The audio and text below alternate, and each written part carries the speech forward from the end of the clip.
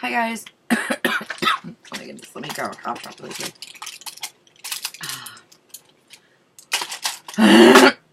My allergies are running amok right now. And it's only a medium high pollen alert, so it's gonna be a very eventful day, and I'm not even outside. I'm in the house, which is really weird. Alright, so today is now 2019. So I'm bringing you the video about what I read last month. The way these are going to be split up is the first part of it will be books that I read and I enjoyed, and then the next half will be books that I read but I either finished it but really didn't enjoy it, or I finished it and don't think I'll be reading it again, or I DNF'd it just completely. Alright, so of course, disclaimers. Anything that I say I don't like, if you like that book, that's totally fine and dandy.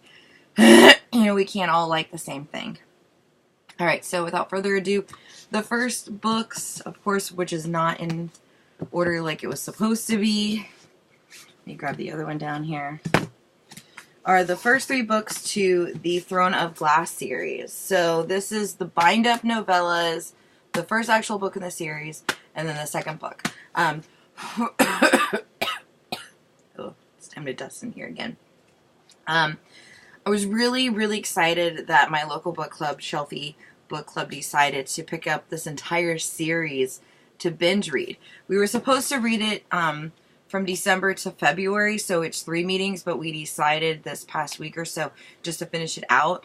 One of the other members is actually already done with everything. I'm currently on Heir of Fire, which I'll be talking about more in my TBR video for this week. I'm actually going to start doing them weekly instead of doing an entire month, because so much stuff changes because we get books in the middle of the month that I have to read.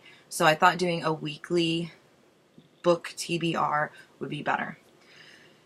Oh my goodness. Oh. So I'm really excited to finally get to read this entire series from start to finish.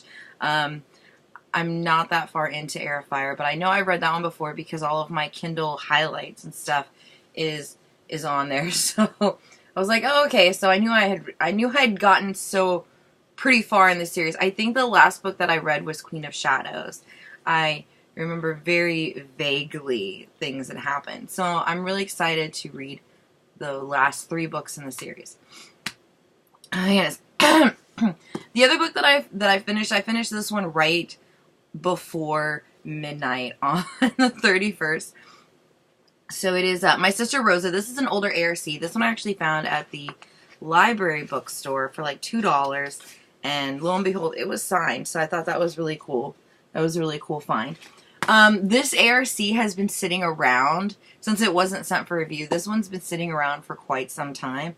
My weekly TBR giveaway posts have started again, so each week you'll have 2 books to choose from for me to read, and then I'll read the winner. I've actually gotten through 3 of them so far, which actually I think is past what was on there.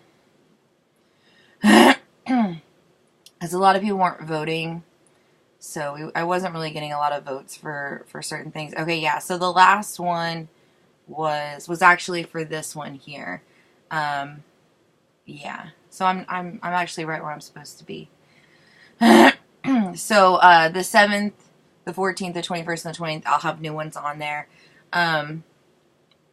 So definitely take a chance, go look at the website and vote. You just have to comment on which book you want me to read, and you will win a swag pack.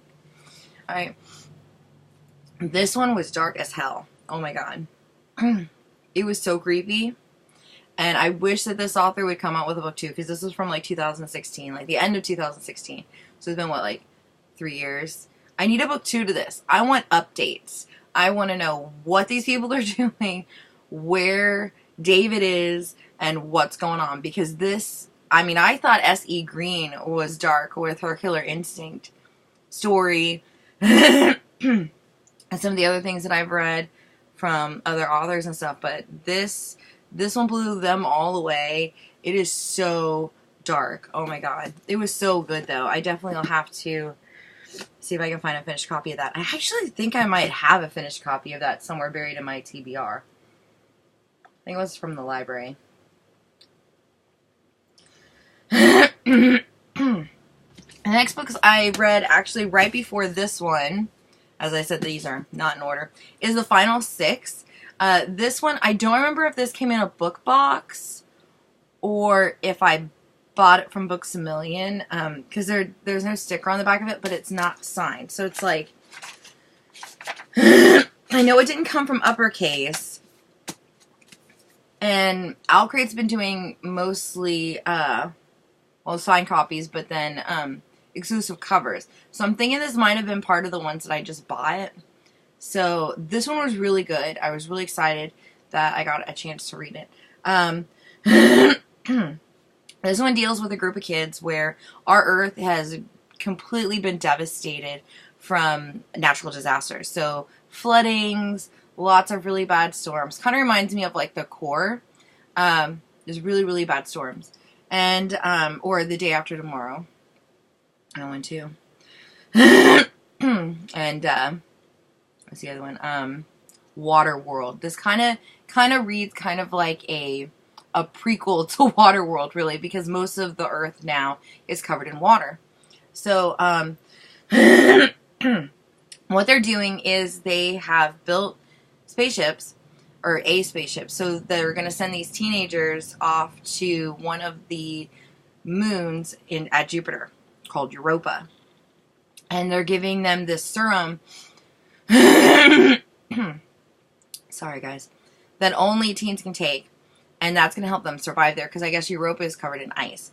So each of the kids have like a certain ability, like, you know, either they can swim really fast or deep, so they're really good divers. One is like very intellectual, one's a pilot, so you know, you get the gist. And lots of stuff happens. It's got a lot of twists and turns. I was really, really sad about the ending, and then very, very excited. I cannot wait for the next book to this series. I tweeted the author to ask, like, you know, like, wait a minute. There is going to be a book 2 to this, and they haven't. They liked my tweet, and I think they retweeted the tweet, but they didn't actually reply to my tweet. So, I'm going to have to look that up and cross the fingers, cross everything, and pray that we get a book 2, because that ends on a major cliffhanger, and I need to know what happens. The next one I read is Four Dead Queens. This was thanks to Bookish First. This was part of the giveaways that I won from them.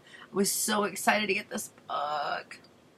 This one would have been a lot better, I think, if the author would have taken all of the snippets of the Four Dead Queens, because you get alternating chapters between each queen, and as kind of like a side story leading up to, of course, their death, because, you know, it's Four Dead Queens. But oh my goodness. I think that would have been a lot better if they would have just summed all those up in the first couple of chapters. You know, so you get 4 chapters of the Dead Queens leading up to everybody dying, and then go into the actual story about, you know, finding out who killed them, why they killed them, and all that stuff. Because getting popped out of the story to read about past events in this made it feel very choppy to me. I still slightly enjoyed it, but I would have liked it more if it would have been that way, because I really liked the main story of these memory chips that you put in your mouth. They dissolve, and you know all these memories. What is her name? Kara Lee and Varin. I loved their story. Their story was amazing. It was just those chapters of the Four Dead Queens I really didn't care for. The next one is also one from a Bookish First giveaway. This one I actually used my points, because on Bookish First you read samples of books that they have up for giveaway, and then you write a little mini review for what you read, and then you get put into a drawing to win a book. Well, for every of those ones that you do, even if you don't win, I think you get like 100 points. And then once you get to 2,000 points, you can get a guaranteed copy of any book that they give away. So I've been saving up my points, and then when I saw they were doing the Gilded Wolves, I was like, oh yeah, I know what I'm grabbing. So this one was another one that was okay. I liked her other books more. This one's very, very heavy with knowledge, I guess you could say. It kind of really made me think, like, I should pay attention to some of this stuff because there's going to be a test at the end of this book and I'm going to have to know my shiz. Because there are so many, like, chapter stuff, like, kind of like a chapter preface or something. It's really weird. Let's see if I can find one here. And there's parts where they talk about, like, their world and stuff, and things like this where they're, like, trying to figure out the clue type thing. It kind of reminded me of National Treasure, but complicated.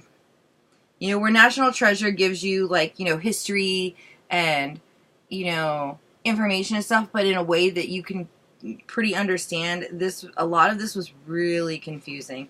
I know there's one at the front. Well, like, okay, like, so here, so part 1. From the archival records of the Order of Babel, the origins of empire, Master Emmanuel Orsata, House of Orcas, or Orcus, of the Order's Italy faction, 1878 reign of King Umberto I. The art of forging is as old as civilization itself. According to our translations, ancient empires credited the source of their forging power to a variety of mythical artifacts. India believed their source of power came from the Babel of Brahma, a creation deity. Persians credited the mystical cup of Jamshid, I am not going to be able to pronounce half this stuff, etc. Their beliefs, while vivid and imaginative, are wrong. Forging comes from the presence of Babel fragments. But, I mean, as you can kind of tell, it does a lot of that. And there's a lot of parts in this where they, like, go in depth about certain artifacts and stuff that they found. And so it lays very heavily like you're kind of in a classroom and it's a lecture.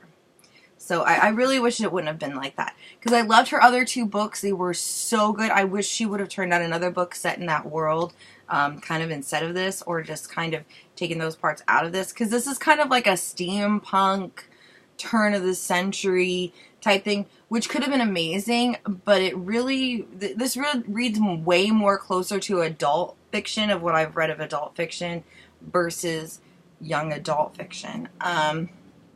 I don't think it bridges the gap very well either, because it just, where a lot of young adult fiction, even the Throne of Glass series, which is very, integrated and very wound around, what is it, politics, of course, because of the king, and, like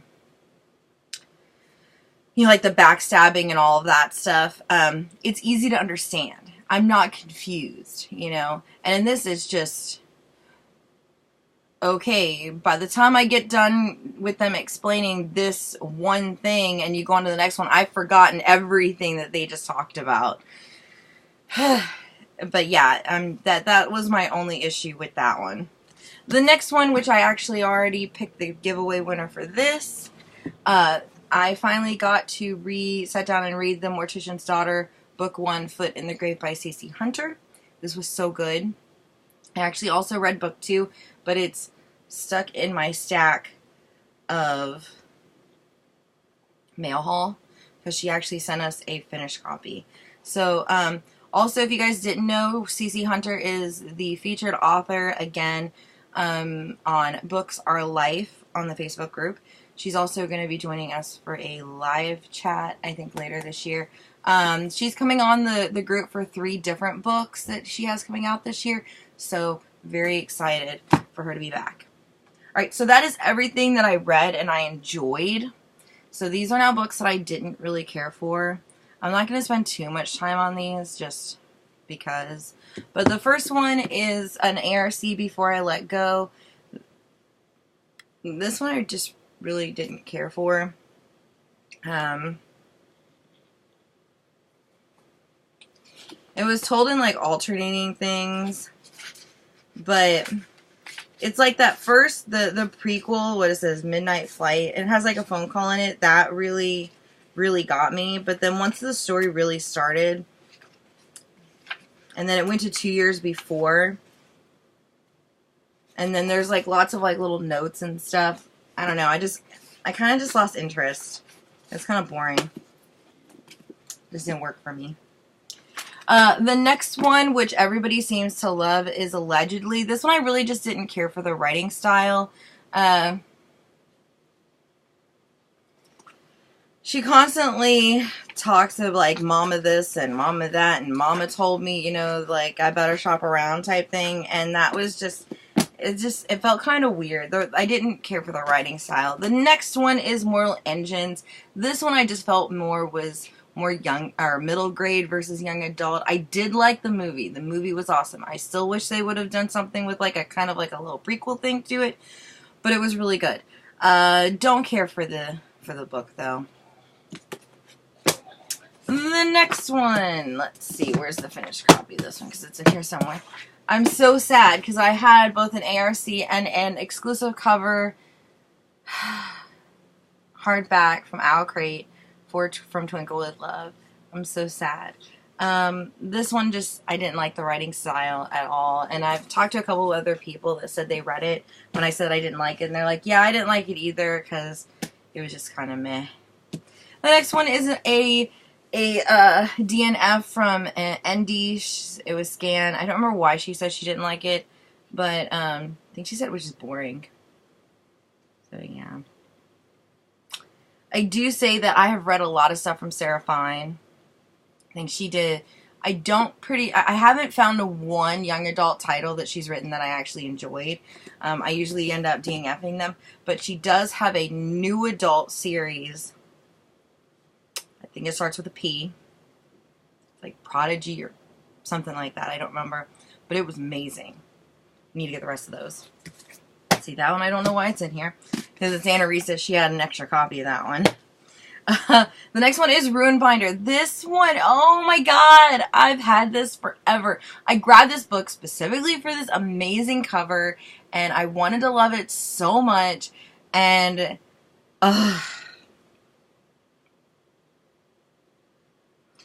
I was so bored out of my mind. I'm so sad. Alright, well that is everything that I read and liked and read and didn't care for last month. I hope you guys have enjoyed this video. I'm going to move these books out of the way and then I will be back with my TBR haul and what we got in the mail last month. And then I get to go sit down and hopefully finish Heir of Fire sometime today. I was reading it in print, but then I switched over to my Kindle because that book is freaking massive. So I'm on like page 10, 9, something like that. I think I'm on like 2%. So I've got to read because that meeting is the 20th and I got to get books done. Alright, I'll catch you guys later. Bye. Happy New Year.